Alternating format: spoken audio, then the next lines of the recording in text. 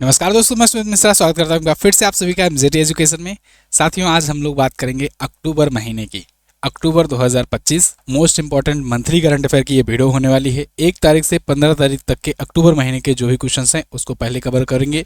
फिर जस्ट इसके बाद इसका सेकंड पार्ट आएगा जिसमें हम लोग 16 तारीख से 31 तारीख तक का सारा करंट अफेयर कवर करेंगे अक्टूबर महीने का। नवंबर की पहले अपलोड हो गई है, तो नवंबर की वीडियो अगर देखना है तो वो भी आप कार्ड बंद करा रहा होगा, देख सकते हैं। प्लेलिस्ट का लिंक डिस्क्रिप्शन में है और पिन कमेंट में भी है, वहाँ से भी देख सकते हैं। और एमजेटी ऐप पर इन सभी वीडियोज़ की पीडीएफ फाइल और वीडियोज़ आपको एक साथ एक जगह पर मिल जाएगी, वहाँ से जा कर के आप देख सकते हो। चलिए अब शुरुआत करते हैं बिना किसी देरी के। पीडीएफ इसकी टेलीग्राम पर भेज दी जाएगी, वहाँ से पीडीएफ प्राप्त कर लेना। चलिए तो पहला क्वेश्चन देखते हैं यहाँ पर। हाल ही में किस राज्य के शीत मरुस्थलीय जीवमंडल आरक्षित क्षेत्र को यूनेस्को के विश्व जैवमंडल आरक्षित क्षेत्र नेटवर्क में शामिल किया गया है? तो अभी हाल ही में हिमाचल प्रदेश के शीत मरुस्थलीय जीवमंडल आरक्षित क्षेत्र को ना अभी यूनेस्को ने अपने विश्व जैवमंडल आरक्षित क्षेत्र नेटवर्क में शामिल कर लिया है। एक बड़ी न्यूज है ये। रिजर्व पश्चिमी हिमालय में ये 7,770 किलोमीटर स्क्वायर में फैला हुआ है।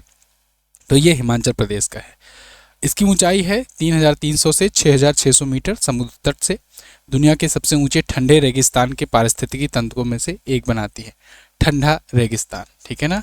रेगिस्तान मरुस्थल आप जानते हो, एक तो होता है गर्म टाइप का जो सऊदी अरब वगैरह में होता है, वल्लभ भी जहाँ रहते हैं। इसके अलावा एक होता है ठंडा रेगिस्तान की, जहाँ पर बर्फ चारों तरफ बर्फ ही रहती है, लेकिन वहाँ पर भी कोई नहीं रह होता है। तो भारत का 13वां बायोस्फीयर रिजर्व ये बन गया है, यूनेस्को के नेटवर्क में शामिल होने वाला। 2009 में पहली बार राष्ट्रीय जैवमंडल रिजर्व घोषित किया गया था। अगला, हाल ही में भारत ने किस देश के साथ पहली बार रेल कनेक्टिविटी शुरू करने की घोषणा की है?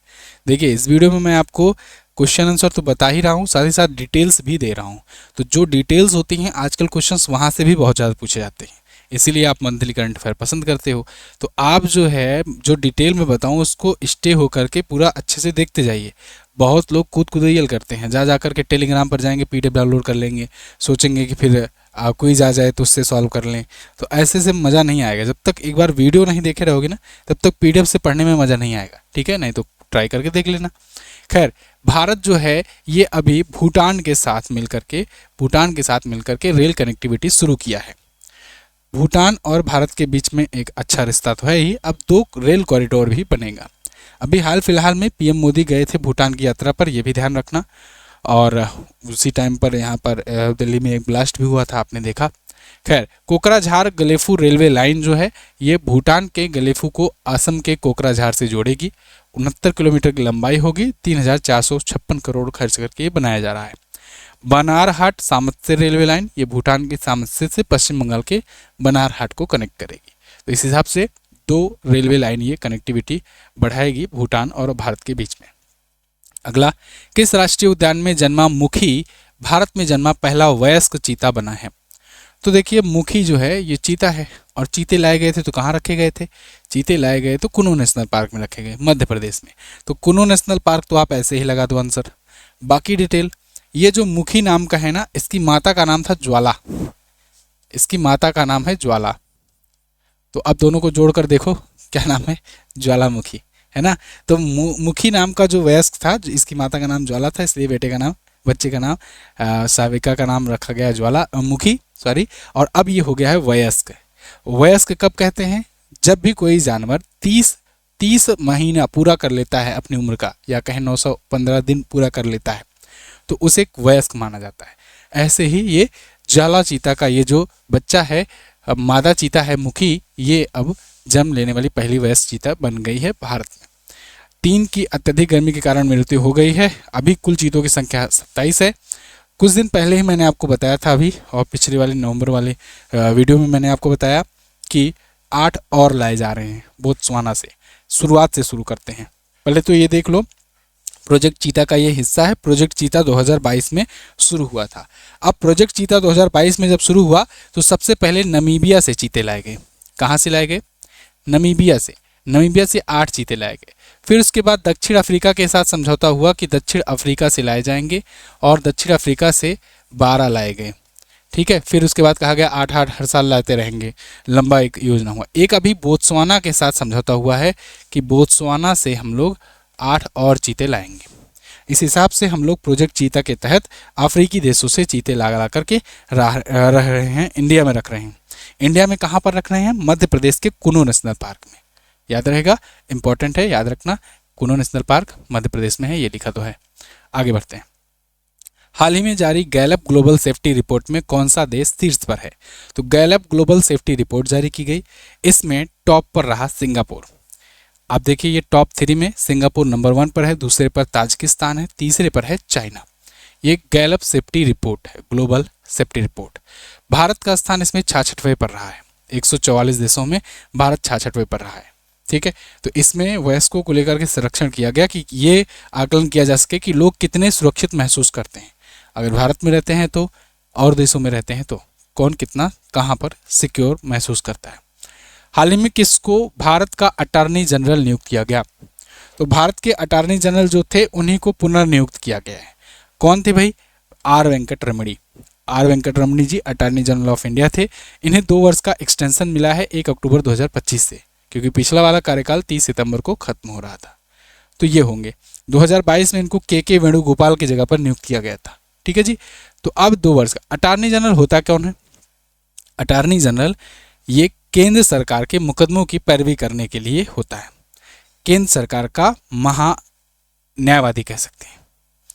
महान्यायवादी एक पद होता है और एक पद होता है महाअधिवक्ता। महाअधिवक्ता जो होता है वो राज्य सरकार के लिए काम करता है। राज्य सरकार के मुकदमों की पैरवी हाई कोर्ट में करता है। लेकिन जो महान्यायवादी होता है, या कहें कि अटॉर्नी जनरल, ये क्या करता है? ये केंद्र सरकार के मुकदमों की पैरवी सुप्रीम कोर्ट में करता है। समझ में आई बात? यानी कि सरकारी वकील हैं केंद्र सरकार के। अगला, हाल ही में किसको सीआईएसएफ का नया महानिदेशक नियुक्त किया गया? तो सीआईएसएफ के सेंट्रल इंडस्ट्री सिक्योरिटी फोर्सेस के महानिदेशक अभी नए नियुक्त किए गए हैं। ये नियुक्त किए गए हैं प्रवीर रंजन। साथ ही साथ में आईटीबीपी का भी महानिदेशक मिला है। आईटीबीपी के महानिदेशक बनाए गए हैं प्रवीण कुमार। तो ये आईटीबीपी के और ये सीआईएसएफ के प्रवीर रंजन आरएस भट्टी के स्थान पर आए हैं। आदर्श वाक्य है सुरक्षा और संरक्षण। ठीक है, स्थापना 1969 में हुई थी, नई दिल्ली में सबका हेडक्वार्टर होता है।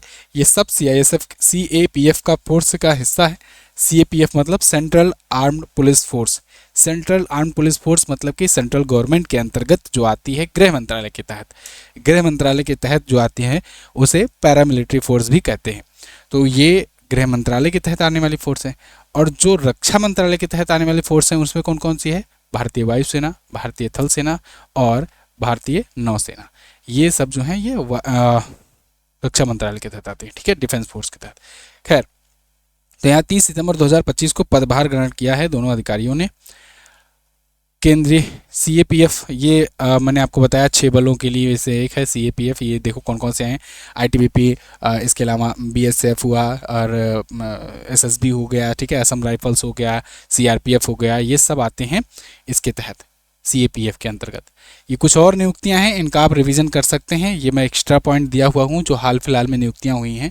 इनको ज़्यादा पढ़ेंगे नहीं, वीडियो काफ़ी लंबी चली जाएगी। आप लोग स्क्रीनशॉट ले लेना इसका। ठीक है, अगला, तेलंगाना में आयोजित बथुकम्मा महोत्सव में कितने गिनीज वर्ल्ड रिकॉर्ड बनाए गए? बथुकम्मा महोत्सव ये होता है तेलंगाना में हर साल, इसे याद रखना। इस बार 2 वर्ल्ड रिकॉर्ड बने हैं। Guinness book of world record में 2 चीज़ों के लिए इसका नाम दर्ज किया गया। पहला रिकॉर्ड, सबसे बड़ा बथुकम्मा पुष्प अलंकरण बनाया गया 7 टन वजन का। तो 63.11 फीट की ऊंचाई थी, 11 फीट चौड़ी थी और इसका वजन था 7 टन। दूसरा रिकॉर्ड बना कि 1354 महिलाओं ने एक साथ अत्यधिक समन्वित प्रदर्शन किया। ये इस तरह का सबसे बड़ा प्रदर्शन बन गया है। इसमें देवी गौरी को समर्पित पुष्प सज्जा और सांस्कृतिक उत्सव होते हैं और इसका आयोजन तेलंगाना में किया जाता है। ठीक है ना। चलिए अगला, किस राज्य का बलोद जिला भारत का पहला बाल विवाह मुक्त जिला बन गया है?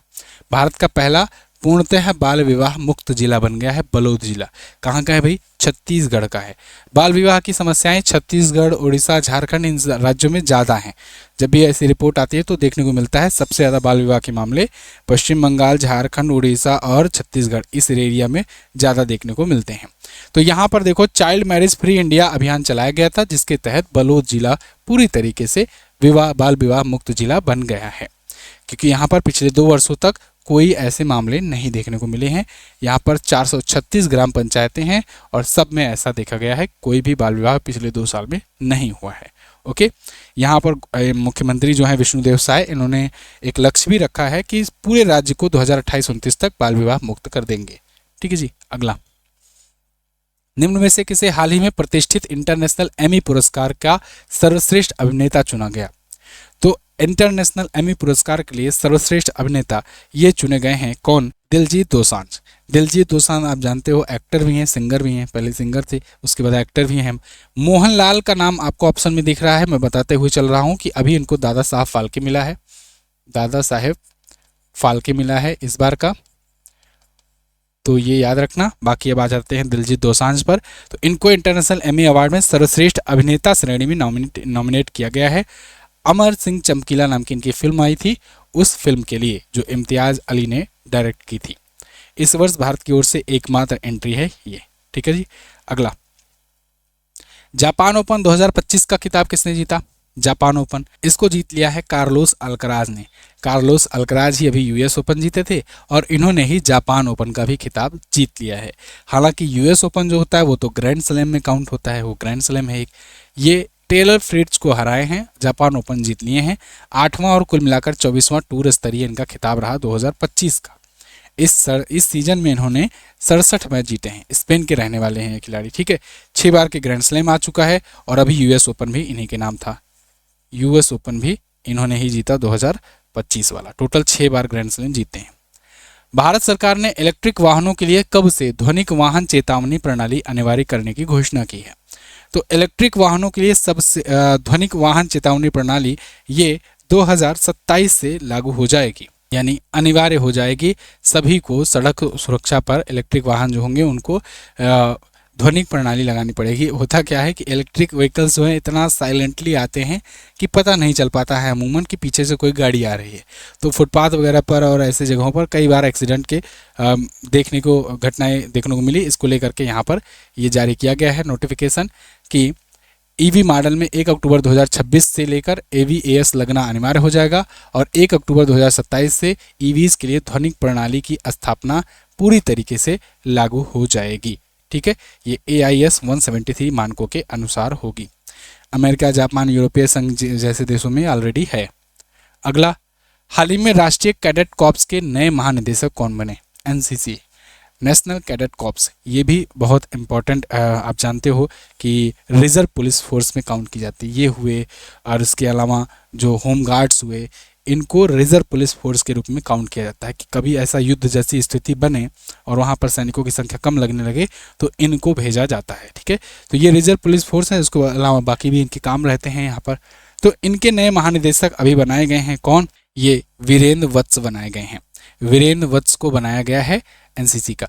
अच्छा, गुरबीर पाल सिंह का ये स्थान लेंगे, इनसे पहले ये थे और अब इनकी जगह पर वीरेंद्र वत्स होंगे।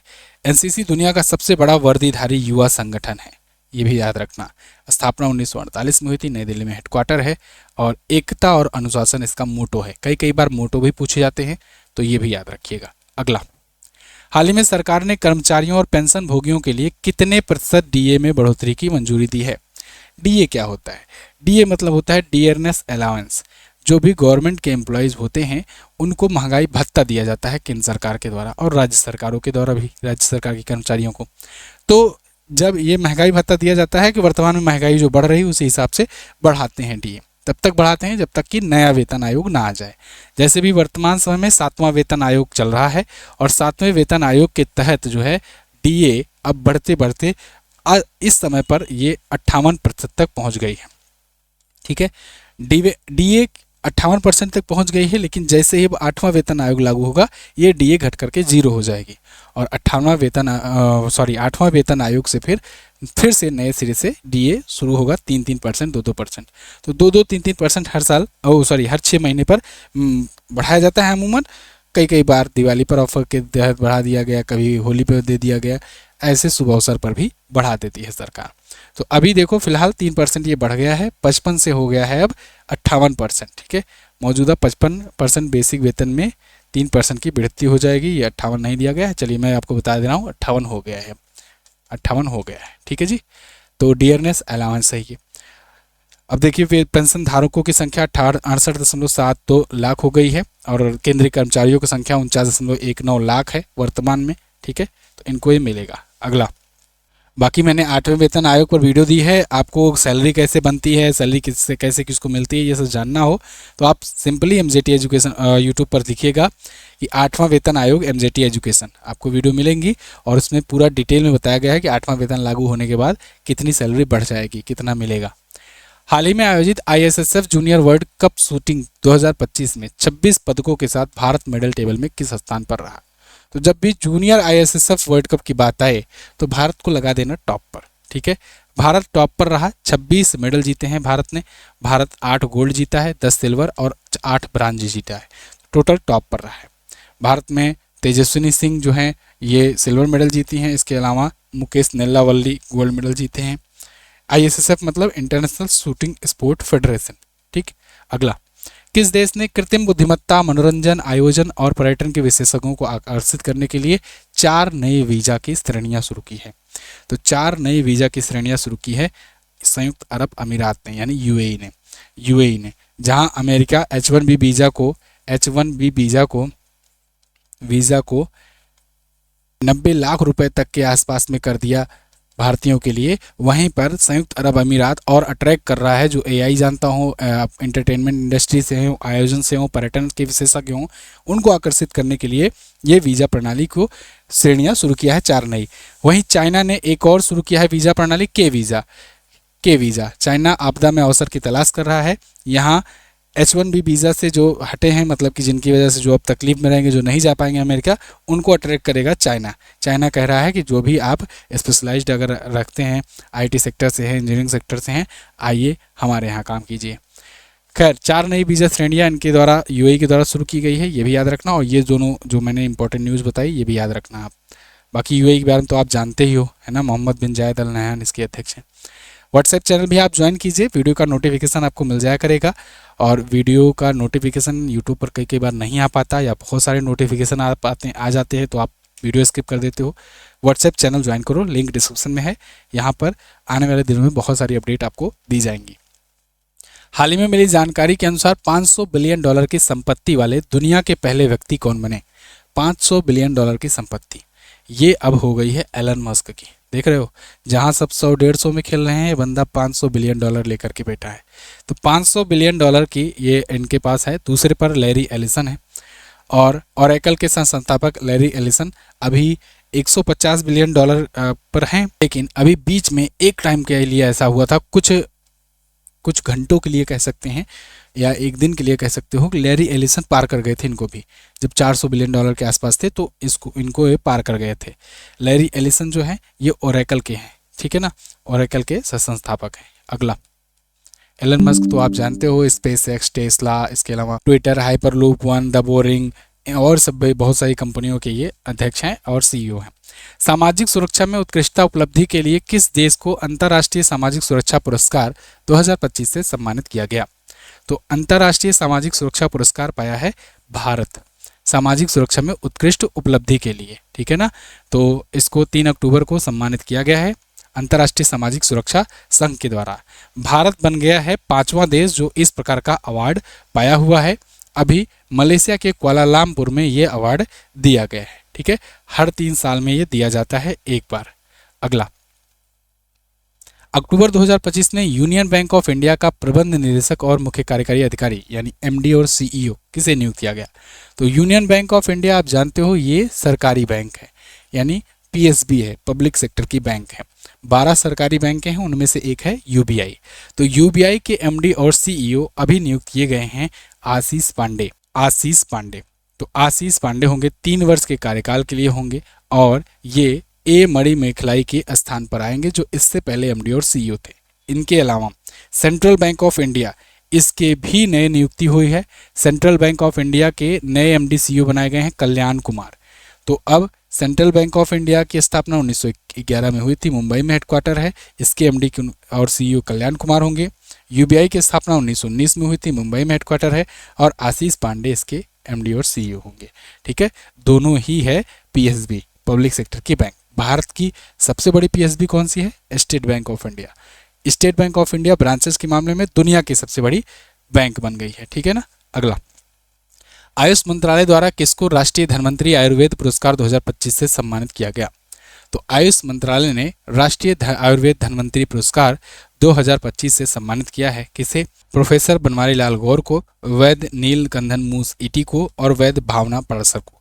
तो इन तीनों को सम्मानित किया गया है। ठीक है ना। ये तीनों होंगे राष्ट्रीय धन्वंतरी आयुर्वेद पुरस्कार से सम्मानित।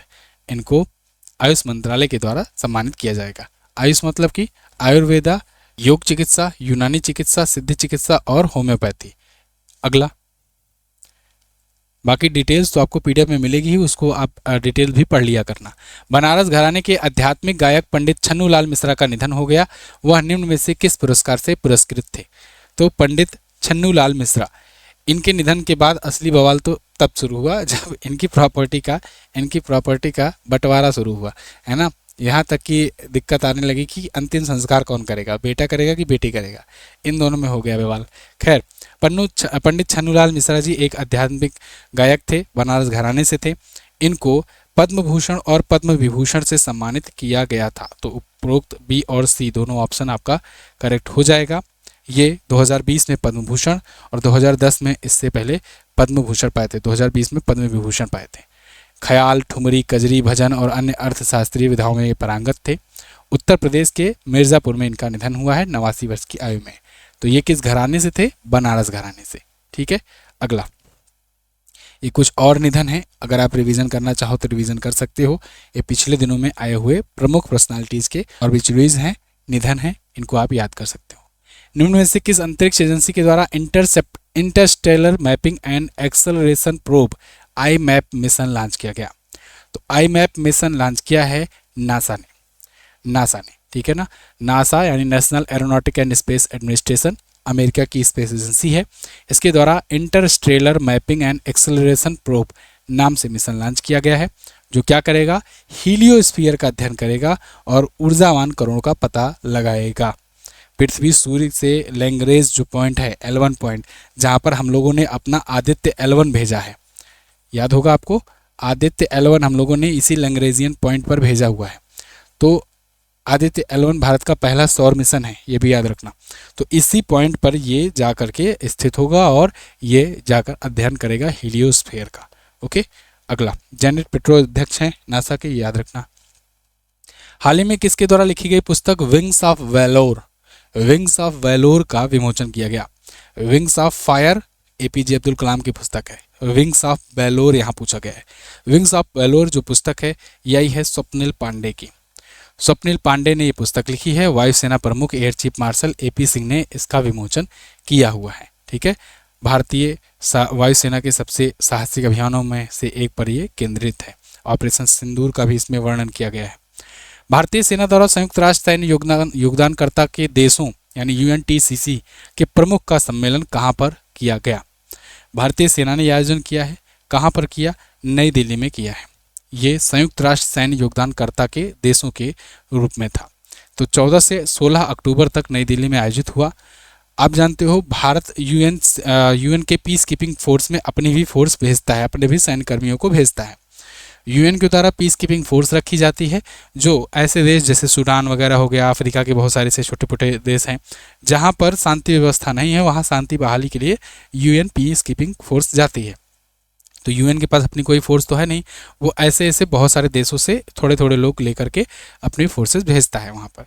ऐसे में भारत भी भेजता है। इसीलिए ऐसे जो योगदानकर्ता के देश हैं जो UN में अपनी फोर्स भेजते हैं सिक्योरिटी में, उन्हीं सैन्य योगदानकर्ता के देशों का एक सम्मेलन था जो भारत में आयोजन किया गया। ठीक है, क्योंकि भारत भी इसमें एक हिस्सेदार है। अगला, सीमा सड़क संगठन यानी BRO, इसने कहाँ पर दुनिया की सबसे ऊंची सड़क बनाई है? बॉर्डर रोड ऑर्गेनाइजेशन के द्वारा कहाँ पर बनाई गई? तो कहाँ बनाई जाएगी भाई? लद्दाख में। लद्दाख की सबसे ऊंचाई पर है। तो लद्दाख में 19,400 फीट की ऊंचाई पर दुनिया की सबसे ऊंचाई पर स्थित रोड बनी हुई है। एक और असाधारण इंजीनियरिंग का नमूना है ये।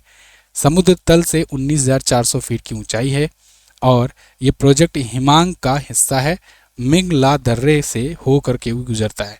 2021 में एक उमलिंगला बना था 19,024 फीट का, उसी का रिकॉर्ड तोड़ा, मतलब अपना ही रिकॉर्ड तोड़ रहा है। ठीक है। बीआरओ की स्थापना 1960 में हुई थी, नई दिल्ली में हेडक्वार्टर है, महानिदेशक लेफ्टिनेंट जनरल रघु श्रीनिवासन जी हैं। आगे बढ़ते हैं, जहाँ जहाँ भी इंपॉर्टेंट चीज़ें आएंगी वो मैं आपको बताऊंगा। जहाँ जहाँ पर मैं आगे बढ़ रहा हूँ, स्किप कर रहा हूँ अगर जो लाइन, तो आप समझिए उतना ज़्यादा इंपॉर्टेंट नहीं है, लेकिन फिर भी कंटेंट डाला गया है, आप उसको पढ़ना, ठीक है। जो भी लेकिन ज़रूरी जानकारी है वो आपको वीडियो के माध्यम से बोल दे रहा हूँ, जिससे आप एक बार दिमाग में सुने रहो उसको, जब पढ़ो तो याद रहे, रिकॉल हो जाए। भारतीय नौसेना और किस देश के बीच संयुक्त समुद्री अभ्यास कोंकण हुआ? तो कोंकण अभ्यास किसके किसके बीच होता है? भारत और यूके के बीच, तो यूके लगा देना, ब्रिटेन है ना। भारत और ब्रिटेन के बीच और क्या क्या होता है? अजय वॉरियर होता है, अजय वॉरियर, ठीक है, वॉरियर, तो ये भी होता है, और कोंकण भी होता है एक्सरसाइज, ये याद रखना। तो भारत के पश्चिमी तट यानी कोंकण तट पर हुआ 12 से 5 अक्टूबर के बीच में। और एफटीए भी साइन हुआ है भारत और यूके के बीच में, फ्री ट्रेड एग्रीमेंट, ये भी याद रखना। कीर स्टारमर प्रधानमंत्री हैं। हाल ही में किस देश ने असमिया गायक जुबिन गर्ग को श्रद्धांजलि देते हुए अपने एक द्वीप का नाम बदलकर जुबिन गर्ग द्वीप रखा? एक्चुअली में सिंगापुर में गए हुए थे जुबिन गर्ग एक कंसर्ट करने, एक वहाँ पर इनका निधन हो गया था पानी में गिरने की वजह से। तो जुबिन गर्ग को श्रद्धांजलि, जुबिन गर्ग क्योंकि असम में एक बहुत बड़ा नाम है, असमिया गायक थे और सिंगर थे, तो इनका निधन हुआ। इनके निधन के बाद पूरा असम शोक में डूबा रहा। सिंगापुर ने भी उपलब्धि समझी, और सिंगापुर बिजनेस माइंडेड है ही, उसने क्या किया, जिस द्वीप पर इनका निधन हुआ था उस द्वीप का नाम ही जुबिन गर्ग द्वीप रख दिया, है ना। तो जुबिन गर्ग द्वीप हो गया। अब बहुत सारे लोग जो पूर्वोत्तर क्षेत्र के हैं ये वही द्वीप पर जाएंगे सिंगापुर देखने के लिए कि ये तो जुबिन गर्ग द्वीप है, मतलब उसको टूरिस्ट स्पॉट ही बना दिया। खैर, ये इनके रिस्पेक्ट में किया है, ऐसा कहना है। अच्छी बात भी है कि भाई वहाँ पर विदेश में भी अपना एक द्वीप भी होगा अपने एक कलाकार के नाम पर, जुबिन गर्ग द्वीप, ठीक है। स्कूबा डाइविंग के दौरान इनके दुर्घटना में निधन हुआ था। असमिया गायक प्रसिद्ध रहे। 1992 में अपना पहला एल्बम अनामिका इन्होंने रिलीज किया था। अगला, नवंबर 2025 में दृष्टिबाधित क्रिकेट के लिए पहला महिला T20 विश्व कप किस देश में आयोजित किया जाएगा? तो दृष्टिबाधित क्रिकेट के लिए पहली बार T20 वर्ल्ड कप होने जा रहा है। अब तक T20 सीरीज कई बार हुई है, भारत ने जीता भी है, एशिया कप भी हुआ, लेकिन यहाँ T20 वर्ल्ड कप है महिलाओं के लिए, पहली बार हो रहा है और भारत इसका आयोजन कर रहा है। और साथ साथ में श्रीलंका भी सहयोग देगा, कुछ मैचेस श्रीलंका, भाई पाकिस्तान भी तो खेलेगा, तो पाकिस्तान वाला मैच श्रीलंका में होगा। तो भारत श्रीलंका मिल करके यहाँ पर आयोजन करेंगे, और 11 से 23 नवंबर तक ये होगा, पहला संस्करण इसका है, ठीक है। अगला, हाल ही में UIDAI ने कितने वर्ष तक बच्चों के लिए आधार बायोमेट्रिक अपडेट शुल्क माफ कर दिया? तो UIDAI ने 7 से 15 वर्ष तक के बच्चों के लिए आधार कार्ड की बायोमेट्रिक अपडेट की जो शुल्क है वो फ्री कर दी है। Unique identification authority of India, UIDAI वही है जो आपका आधार कार्ड बनाती है, ठीक है, आधार कार्ड को पूरा मैनेज करती है। तो UIDAI ने ये लिया है, नियम लाया है, जिससे 6 करोड़ बच्चों को लाभ मिलेगा पूरे देश से। तो 1 अक्टूबर से 30 सितंबर 2026 तक ये 1 वर्ष तक ही लागू रहेगा, इसके बाद और बढ़ा देंगे, है ना, यही करते हैं ये लोग। खैर, 5 से 7 वर्ष के बीच पहले चरण के तहत, फिर दूसरा चरण 15 से 17 वर्ष के बीच होगा। आधार कार्ड में बायोमेट्रिक अपडेशन फ्री होगा। अब तक क्या होता था कि 125 रुपये शुल्क लगती थी, कहीं कहीं पर 100 लेते हैं, ठीक है। UIDAI की स्थापना 2009 में हुई थी, नई दिल्ली में इसका हेडक्वार्टर है। अगला, 15 अक्टूबर 2025 को सनाए ताइकाची ये निम्न में से किस देश की पहली महिला प्रधानमंत्री बनी? तो देखिए, जापान में ना ट्रंप ने लगाया टैरिफ, उसके बाद फिर ट्रंप ने उनसे की एक बहुत बड़ी डील, इन्वेस्टमेंट जापान से अपने यहाँ करवा ली है, खूब अच्छा खासा इन्वेस्टमेंट कराने के लिए डील करा ली है। इतनी बड़ी डील करा ली है कि समझ लो जैसे जापान को चूस लिया पूरा। इसका खूब विरोध हुआ, तो जो फूमियो किशिदा हैं उनको इस्तीफा देना पड़ गया। अब वो इस्तीफा दिए तो जापान की पहली महिला प्रधानमंत्री बन गई हैं सनाए ताकाइची। ये नई प्रधानमंत्री बनकर आई, पहली महिला प्रधानमंत्री हैं। अब इन पर भी दिक्कत चल रही है। ताइवान पर अभी ये बयान दे दिए हैं, उसके बाद चाइना इनको हड़का रहा है। खैर, लिबरल डेमोक्रेटिक पार्टी का नया नेता इनको चुना गया है। आर्थिक सुरक्षा के मंत्री के पद पर ये काम कर चुकी हैं। मुद्रा इसकी येन होती है, जापान की टोक्यो राजधानी है। अगला, हाल ही में कहाँ पर 6वां ग्लोबल फिनटेक फेस्ट GFF शुरू हुआ? तो ग्लोबल फिनटेक फेस्ट ये मुंबई में हुआ, ठीक है। छठा ग्लोबल फिनटेक फेस्ट मुंबई में हुआ। निर्मला सीतारमण जी ने इसका उद्घाटन किया, फाइनेंशियल मिनिस्टर हैं। 7 अक्टूबर को ये हुआ था। एआई द्वारा संचालित एक बेहतर विश्व के लिए वित्त का सशक्तिकरण, ये इसकी थीम थी। तो मुंबई के अंबानी भाई के जियो वर्ल्ड सेंटर में इसका आयोजन किया गया है, जो कि कन्वेंशन सेंटर है। अच्छा, एक और जरूरी बात, अगर आप टॉपिक वाइज करंट अफेयर पढ़ना चाहते हो कि टॉपिक वाइज सब चीज़ का वीडियो मिल जाए एक साथ एक जगह पर, प्लस स्टैटिक जीके भी कवर हो जाए, और ये वीडियोज़ हम हमेशा के लिए रखे रहें 1 2 साल 3 साल के लिए, तो आप संकल्प बैच ज्वाइन कर सकते हो। MZT ऐप पर ये सबसे बढ़िया इस टाइम पर चल रहा है। 2 बैच, एक संकल्प बैच, एक जीएस सफलता बैच। तो जीएस के लिए जीएस सफलता बैच, करंट अफेयर और स्टैटिक के लिए संकल्प बैच, आप इसको लीजिए। देखिए यहाँ पर हिंदी और इंग्लिश दोनों में क्लासेस मिलेंगी आपको। टॉपिक वाइज क्लासेस होंगी, डिटेल क्लास नोट्स मिलेगी, 12 महीनों तक आपको ई बुक मिलेगी, और स्टैटिक जीके की क्लासेस भी रहेंगी मंथली यहाँ पर, वीडियो वगैरह। मतलब आपको कहीं और बाहर से पढ़ने की जरूरत नहीं पड़ेगी करंट अफेयर और स्टैटिक। फिर आप एक ही जगह पे आप पढ़ोगे रोजाना। MZT ऐप खोल करके आप केवल पढ़ लिया करोगे, या जब आपका एग्जाम रहेगा तो उसे पढ़ लिया करोगे। और दूसरा बैच है अपना जीएस सफलता 4.0 बैच। बहुत ज़्यादा बैचेज में लाता नहीं हूँ, बहुत ज़्यादा एग्जाम के लिए लाता नहीं हूँ। एक मास्टर बैच लाया हुआ हूँ, एक जीएस के लिए, एक करंट अफेयर के लिए। ये दोनों मास्टर बैच जो हैं आपको हर एग्जाम में काम आएंगे। आप लेकर के एक बार देखो, डेमो जा करके देखो, वहाँ पर डेमो भी अवेलेबल है। 12 महीने की इसकी वैलिडिटी है 2025-26 के लिए। इतिहास, भूगोल, राज्य व्यवस्था, विज्ञान, अर्थव्यवस्था, करंट अफेयर, इसमें सब कुछ आपको मिलेगा। इसको भी आप ले सकते हो, ठीक है जी। ये सब आपको हमारे एप्लीकेशन पर मिलेगा, MZT ऐप पर। MZT ऐप आपको गूगल प्ले स्टोर पर मिल जाएगा। अगला क्वेश्चन देखते हैं। हाल ही में आयोजित विश्व पैरा एथलेटिक चैंपियनशिप 2025 में 22 पदक जीतकर भारत पदक तालिका में कौन से स्थान पर रहा? तो 22 मेडल जीता है भारत ने, और भारत रहा है मेडल टेबल में 10वें स्थान पर। किसमें? विश्व पैरा एथलेटिक चैंपियनशिप में। विश्व पैरा एथलेटिक चैंपियनशिप में इतना स्थान आना भी कम नहीं है, बहुत है भारत के लिए। पहली बार ऐसा है जो यहाँ तक भारत पहुँचा है। आयोजन भारत में किया गया था, इसीलिए मेडल भी शायद ज़्यादा ही आए हैं। घरेलू मैच था भाई। 6 स्वर्ण पदक यानी 6 गोल्ड, 9 सिल्वर और 7 कांस्य पदक आए हैं। 27 सितंबर से 5 अक्टूबर तक आयोजित किया गया, 12वां संस्करण था। गोल्ड मेडल विजेताओं में शैलेश कुमार, सुमित अंतिल, रिंकू हुड्डा, संदीप संजय नागर, सिमरन शर्मा, निषाद कुमार, ये सब हैं, ठीक है ना। चलिए, तो ये बात याद रखना। हाल ही में राष्ट्रपति द्रौपदी मुर्मू ने कुल कितने NSS भारत NSS पुरस्कार 2022-23 से प्रदान किया है? तो अभी राष्ट्रपति द्रौपदी मुर्मू जी के द्वारा 40 NSS सेवकों को माई भारत NSS पुरस्कार से सम्मानित किया गया है। श्री सागर राय उनमें से एक विजेता हैं, NSS स्वयं सेवा DAV कॉलेज चंडीगढ़ से। तो माई भारत पुरस्कार की स्थापना 1969 में की गई थी, तब से ये दिया जाता है। राष्ट्रपति जी देती हैं, ठीक है। मोटो है इसका नॉट मी बट यू, जो वॉलंटियर्स होते हैं उनके लिए है, ठीक है, स्वयंसेवक। किस राज्य के कोपरा गांव में भारत की पहली सहकारी संचालित CBG और पोटास परियोजना शुरू की गई?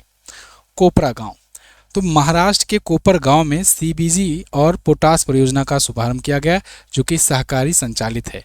तो सहकारी मतलब कि कोऑपरेटिव है, ठीक है, कोऑपरेशन से, भारत और प्राइवेट संस्था के कोऑपरेशन से ये चलेगा। तो केंद्रीय गृह एवं सहकारिता मंत्रालय के द्वारा अमित शाह जी के द्वारा इसका उद्घाटन किया गया।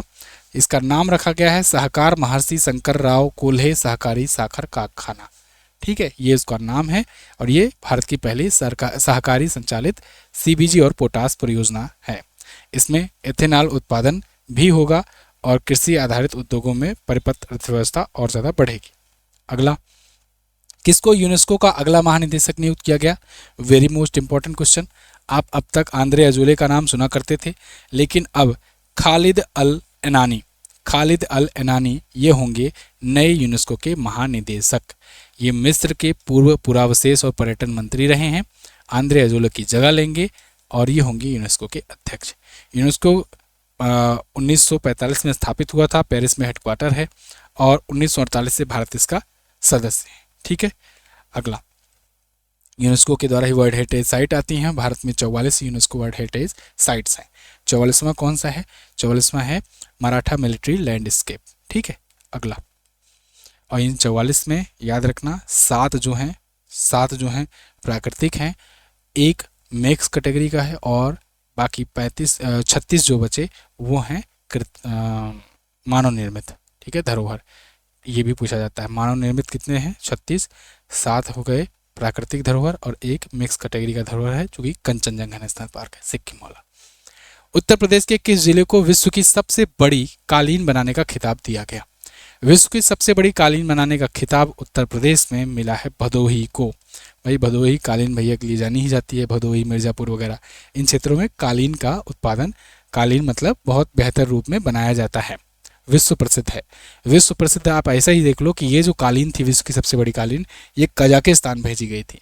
कजाकिस्तान में पटोदिया कॉन्ट्रैक्ट कंपनी ने बना करके भेजा था और कजाकिस्तान की अस्ताना ग्रैंड मस्जिद के लिए बनाया गया था, भेजा गया था, जो कि 12,464 वर्ग मीटर में है। यानी आप मोटा मोटा ले लो 12.5 किलोमीटर, ये किलोमीटर स्क्वायर वाली ये क्षेत्र वाली कालीन है। सोचो, कालीन की कीमत है 15 लाख अमेरिकी डॉलर, यानी लगभग 13 करोड़ 20 लाख रुपए। इतनी महंगी कालीन थी। इस कालीन को गिनीज वर्ल्ड रिकॉर्ड में मान्यता दे दी गई है। कजाकिस्तान की मस्जिद में ये पहुंचाया गया है। 1000 से अधिक कुशल कारीगरों ने इसे कोविड-19 महामारी के दौरान बनाया था। अक्टूबर 2025 में किस राज्य में मेरा हाउ चोंगबा उत्सव मनाया गया? तो मेरा हाउ चोंगबा महोत्सव कई बार रिवीजन करवाया हुआ हूँ, मणिपुर में मनाया जाता है। अक्टूबर 2025 में ये हुआ है मणिपुर में पहाड़ी और घाटी समुदायों के द्वारा। ये मैतेई कैलेंडर के मेरा महीने के 15वें चंद्र दिवस के दिन मनाया जाता है, इसीलिए इसका नाम है मेरा हाउ चोंगबो। ओके, तो मणिपुर का एकमात्र ऐसा उत्सव है जिसे सभी आदिवासी मनाते हैं बिना किसी उसके भेदभाव के। मणिपुर के और महोत्सव में लाई हरोबा है, संतरा है, कचाई लेमन है, संगाई महोत्सव है, सिरुइली महोत्सव है, ठीक है, इमोयुत्पा है और बाकी सब बता ही दिया हूँ। अगला, किस स्थान पर अंतर्राष्ट्रीय प्राकृतिक संरक्षण संघ यानी IUCN के विश्व संरक्षण कांग्रेस का आयोजन किया गया?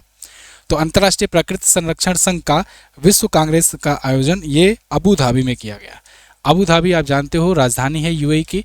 यहाँ पर अंतर्राष्ट्रीय प्राकृतिक संरक्षण संघ का वो किया गया है और इसी में इस बार आर्मेनिया को जोड़ा गया है एज ए न्यू मेंबर, ठीक है, ये भी याद रखना। IUCN वर्ल्ड कंजर्वेशन कांग्रेस 2025 का सम्मेलन हर 400 वर्ष में एक बार होता है। ये वही संस्था है जो लिस्ट रखती है प्रजातियों की। इसमें कौन कौन सा विलुप्त हो रही है प्रजाति, कौन नई प्रजाति आ रही है, ये सब लिस्ट रहती है।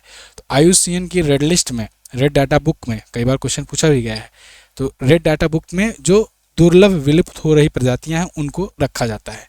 अगला, अक्टूबर 2025 में CEAT क्रिकेट रेटिंग अवार्ड्स में लाइफ टाइम अचीवमेंट पुरस्कार से किसे सम्मानित किया गया? CEAT क्रिकेट रेटिंग अवार्ड, इसमें सम्मानित किया गया है BS चंद्रशेखर को और ब्रायन लारा को। उपरोक्त तो दोनों ऑप्शन आपका करेक्ट हो जाएगा। CEAT क्रिकेट रेटिंग अवार्ड्स में इन दोनों को मिला है लाइफ टाइम अचीवमेंट। इसके अलावा चैंपियंस ट्रॉफी विजेता के लिए विशेष सम्मान मिला रोहित शर्मा को। International cricketer of the year Joe Root को। T20 international batter of the year Sanju Samson. Bowler of the year Varun Chakravarthy. Jio star award Shreyas Iyer. ऐसे बहुत अवार्ड मिले हैं। ODI batter of the year Kane Williamson को मिला है। और महिलाओं में भी देखिए दीप्ति शर्मा पाई हुई हैं। दीप्ति शर्मा वैसे आपको बता दें कि यही अभी जब महिला T20 विश्व कप, महिला ODI विश्व कप हुआ जो भारत ने जीता है, उसमें मैन ऑफ द सीरीज भी ये विमेन ऑफ द सीरीज बनी हुई है, ठीक है। दिवाली को राजकीय अवकाश घोषित करने वाला तीसरा अमेरिकी राज्य कौन बना? तो दिवाली पर राजकीय अवकाश होगा, स्टेट हॉलिडे होगा। ये होगा कहाँ पर? कैलिफोर्निया में। कैलिफोर्निया अमेरिका का स्टेट है। अमेरिका में 50 स्टेट हैं, उनमें से एक है कैलिफोर्निया। और अब पेंसिल्वेनिया और कनेक्टिकट के बाद अब तीसरा राज्य बन गया है कैलिफोर्निया, जो ये बनेगा। राज्यपाल गेविन न्यूसन है यहाँ पर गवर्नर, और उन्होंने इसे ऑफिशियल कानून बना दिया। 1 जनवरी 2026 से लागू होगा। अमेरिका का जनसंख्या की दृष्टि से सबसे बड़ा राज्य है, इसे अमेरिका का उत्तर प्रदेश कहते हैं। अक्टूबर 2025 में किस देश में 12,000 वर्ष पूर्व मानव चेहरे वाला स्तंभ खोजा गया है? तो अभी ये खोजा गया है तुर्की में। 12,000 साल पुराने मानव चेहरे वाला स्तंभ एक खोजा गया है कराहंतम्पे सांलिउफुरफा प्रांत, दक्षिण पूर्व तुर्की में। तुर्की की राजधानी अंकारा होती है। तुर्किश लीरा यहाँ की मुद्रा होती है। रजब तैयब एर्दोगन यहाँ के प्रेसिडेंट हैं। शांति के लिए नोबेल पुरस्कार किसे दिए जाने की घोषणा हुई है? Nobel peace prize. तो इस बार ये दिया जाएगा मारिया कोरोना मचाडो को। आप जानते हो कि ये दिया जाता है 10 दिसंबर को, ठीक है, 10 दिसंबर को अल्फ्रेड नोबेल की पुण्यतिथि पर दिया जाता है, और लेकिन अनाउंसमेंट अक्टूबर में ही हो जाता है। मारिया कोरोना मचाडो ये वेनेजुएला की रहने वाली हैं। वेनेजुएला में अपोजिशन की लीडर हैं, और वेनेजुएला में लोकतंत्र की बहाली के लिए इन्होंने जो भी प्रयास किए हैं उस प्रयासों को देखते हुए इनको इस बार घोषित किया गया है। डोनाल्ड ट्रंप भैया नहीं पाए, है ना, ट्रंप चचा हैं, भैया नहीं है, तो ये नहीं पाए हैं। इनको पिछले साल सखारोव पुरस्कार भी मिला था। सखारोव पुरस्कार यूरोपियन यूनियन देता है और नोबेल पुरस्कार नोबेल पीस कमेटी देती है। ओस्लो जो नॉर्वे की संसद है उसके द्वारा पीस प्राइज दिया जाता है। ध्यान रहे, नोबेल पुरस्कार बाकी सब जो हैं वो स्वीडन के द्वारा दिए जाते हैं, लेकिन शांति वाला जो है ये नॉर्वे की संसद देती है। ये ट्रिक है, आप ये ट्रिक से याद कर सकते हो। मारिया ने कोरोना के दौरान शांति मचा दी। मिसेज यूनिवर्स का खिताब जीतने वाली पहली भारतीय कौन बनी? मिसेज यूनिवर्स, मिस यूनिवर्स मत याद रखना, ये मिसेज यूनिवर्स है। मिसेज यूनिवर्स का अवार्ड अभी जीता है किसने? सेरी सिंह ने, सेरी सिंह ने, ठीक है। मिस यूनिवर्स तो विजेता सुष्मिता सेन भी रह चुकी हैं, हरनाज कौर संधू भी रह चुकी हैं, और सेरी सिंह ये मिसेज यूनिवर्स, मिसेज यूनिवर्स मतलब कि जो विवाहित है, ठीक है, ऐसी महिलाओं के बीच। तो सेरी सिंह जीती हुई हैं। फिलीपींस में आयोजित किया गया था, मनीला में, और 2025 का इन्होंने जीता है। 48वां संस्करण था इसका। मिस वर्ल्ड 2025 की विजेता ओपल सुचाता चुवांगसरी हैं, थाईलैंड की। मिस यूनिवर्स 2024 की यानी पिछली वाली विजेता विक्टोरिया कजोर थीलविग हैं। मिस यूनिवर्स इंडिया 2025 की विजेता मनिका विश्वकर्मा है। मिस यूनिवर्स इंडिया है यानी कि मिस यूनिवर्स में भारत को रिप्रेजेंट करेंगे। अक्टूबर 2025 में ब्रिटेन के प्रधानमंत्री कीर स्टारमर भारत की पहली आधिकारिक यात्रा किए। इस दौरान किन मुद्दों पर समझौते हुए हैं? मैंने आपको बताया था कि FTA साइन हुआ है, FTA साइन हुआ है। अब FTA के बाद ये कुछ और भी चाहते हैं भारत से इकोनॉमिक रिलेशन और भी बहुत ज़्यादा मजबूत करना चाहते हैं। तो भारत और यूके के बीच में अभी भारत के में यूके की यूनिवर्सिटी की शाखाएं खोलने के लिए समझौता हुआ। भारत यूके समग्र आर्थिक और व्यापार समझौता हुआ, सेटा जिसे कहते हैं, CETA। इसके अलावा IAF इंडियन एयरफोर्स, इसके जो ट्रेनर हैं इनको RAF रॉयल एयरफोर्स जो ब्रिटेन का है इसके प्रशिक्षण कार्यक्रमों में शामिल किया जाएगा, क्योंकि इंडियन एयरफोर्स बेहतर एयरफोर्स है, तो ये आ जाकर ब्रिटेन की एयरफोर्स को ट्रेनिंग देगी। तो ये सभी समझौते हुए हैं। इसके अलावा भी समझौते हुए हैं जो मैंने आपको बताए हुए हैं। देखिए 8 से 9 अक्टूबर तक ये आए हुए थे, इस पर मैंने आपको वीडियो दी थी, वैसे उस वीडियो को भी आप देख लीजिएगा। इंडिया यूके के बीच कनेक्टिविटी और इनोवेशन सेंटर के लिए हुआ है समझौता, ठीक है, ये सब डील हुई है। और FTA तो अलग से हुआ था। बाकी देखिए टॉप 10 मैंने दिया है, आपको लिस्ट दी है पूरी, आप ये पढ़ लेना, रीडिंग लगा लेना। अगला क्वेश्चन, अक्टूबर 2025 में कहाँ पर पहला लाइव अंडर वाटर इंटरव्यू किया गया? लाइव अंडर वाटर इंटरव्यू ये पलाऊ में किया गया। एक्चुअली में पलाऊ एक द्वीप देश है और ये डूब रहा है, तो डूब रहा है तो इन्होंने कहा कि अब डूबना ही है, तो चलो अभी ही डूब करके एक लाइव इंटरव्यू करके अवेयरनेस फैलाते हैं। तो वहाँ के राष्ट्रपति जी जो हैं वो गोता लगाने पहुँच गए अंदर में, और उन्होंने एक इंटरव्यू दिया है पलाऊ के राष्ट्रपति ने। वहाँ के राष्ट्रपति का नाम है सुरेंगल वेसप जूनियर। तो वो इंटरव्यू में क्या बोले क्या नहीं बोले उससे नहीं मतलब, वो इंटरव्यू देने का मकसद ये था अंडर वाटर में जाकर कि जागरूकता बढ़ाना कि भाई देखो ग्लोबल वार्मिंग कम करो, क्योंकि आपके ग्लोबल वार्मिंग से ग्लेशियर ज़्यादा पिघल रहे हैं, समुद्री जलस्तर बढ़ रहा है। जलस्तर बढ़ेगा तो हमारे जैसे जो देश हैं, जो द्वीप देश हैं, आइलैंड टाइप की कंट्रीज़ हैं, वो डूब रही होंगी और आने वाले कुछ वर्षों में हम लोग नीचे होंगे समुद्र के, ठीक है। अगला, इसकी राजधानी नगेरुल मुद है। 8वां अंतर्राष्ट्रीय सौर गठबंधन सम्मेलन 2025 की मेजबानी कौन करेगा? इंटरनेशनल सोलर अलायंस का 8वां सम्मेलन, इसकी मेजबानी कौन करेगा? भारत करेगा, ठीक है। भारत 8वें करेगा, 27 से 30 अक्टूबर तक कर लिया है, नई दिल्ली के भारत मंडपम में आयोजन हुआ है। तीसरा सबसे बड़ा सौर ऊर्जा उत्पादक है भारत दुनिया में, ठीक है, तो ये भी याद रखना। और भारत फाउंडिंग मेंबर भी है, इसका फाउंडर भी है। भारत और फ्रांस ने ही मिलकर 2015 में ISA की स्थापना की थी। गुड़गांव में इसका हेडक्वार्टर भी है, हरियाणा में, ठीक है। आशीष खन्ना इसके अध्यक्ष हैं। चलिए, तो ये क्वेश्चंस थे अक्टूबर महीने के। आई होप आपने बहुत अच्छे से कवर किया। 1 से 15 अक्टूबर ये था, अभी पार्ट 2 भी आएगा, थोड़ा सा वेट कीजिए, इतने में ख़त्म नहीं होगा। पूरा का पूरा डिटेल आपको दूंगा अक्टूबर महीने का। आप इस चैनल को सब्सक्राइब करके रखिए, साथ ही साथ सेकंड वाला भी चैनल सब्सक्राइब कर लीजिए, क्योंकि उस पर मैं लाने वाला हूँ मैराथन पूरी की पूरी 1 जनवरी से लेकर के अब तक की। तो आप सेकंड वाला चैनल जो MJT SSC और रेलवे है उसको सब्सक्राइब कर लीजिए, उसी पर आएगी वो क्लास, ठीक है। बाकी व्हाट्सएप चैनल ज्वाइन कीजिए, तो इस पर आपको लिंक दे दिया जाएगा, तो वहाँ से भी आप जाकर के ज्वाइन हो सकते हो, जुड़ सकते हो। लेंगे अगली क्लास में, अगली वीडियो में। तब तक के लिए नमस्कार, जय हिंद, वंदे मातरम।